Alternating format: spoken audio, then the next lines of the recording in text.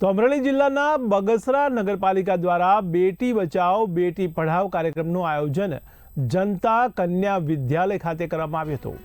પ્રાદેશિક કમિશનર અને chief officer DN હુણના માર્ગદર્શન હેઠળ યોજાયેલા કાર્યક્રમમાં આઈસીડીએસના સીડીપીઓ આરતીબેન વણપરિયા તથા નગરપાલિકાના કર્મચારીઓ પણ જોડાયા હતા। प्रार्थना साथे कार्यक्रम की शुरुआत करवामां आवी हती। त्यारे शाळाना प्रिंसिपाले विद्यार्थीओने सरकारनी महिला लक्षी योजनाओं अंगे पण माहिती आपी हती। नगरपालिकानी रसीलाबेन बाबरियाए महिलाओं द्वारा विविध क्षेत्रों में करायेला उमदा कार्यों विषे चर्चा करी हती।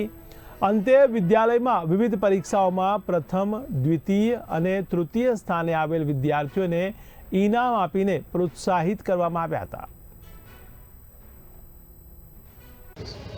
આજરોજ જનતા કન્યા વિદ્યાલય ખાતે બગસરા નગરપાલિકા દ્વારા બેટી બચાવો બેટી પઢાઓ કાર્યક્રમનું આયોજન થયું હતું।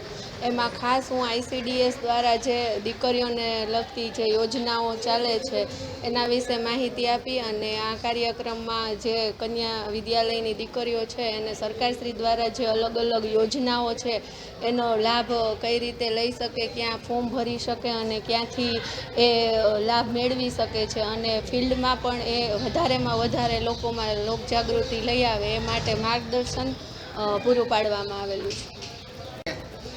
આજરોજ તારીખ 11/12/2025 રોજ જનતા કન્યા વિદ્યાલય બગસરા ખાતે આપણે બગસરા નગરપાલિકા દ્વારા જે કાર્યક્રમનું આયોજન કરેલું હતું એમાં અંતર્ગત એસડીએમ શાખાના હું એસડબલ્યુએમ સ્વચ્છ ભારત મિશન અંતર્ગત જયેશભાઈ મેર અને જે કાર્યક્રમનું આયોજન કરેલું હતું એ કાર્યક્રમમાં પ્રથમ તો દીપ પ્રાર્થનાથી આરંભ કરેલો। ત્યારબાદ આઈસીડીએસના જે અધિકારી મેડમ આવેલા હતા આરતી મેડમ એના દ્વારા જે માહિતી આપવામાં આવેલી।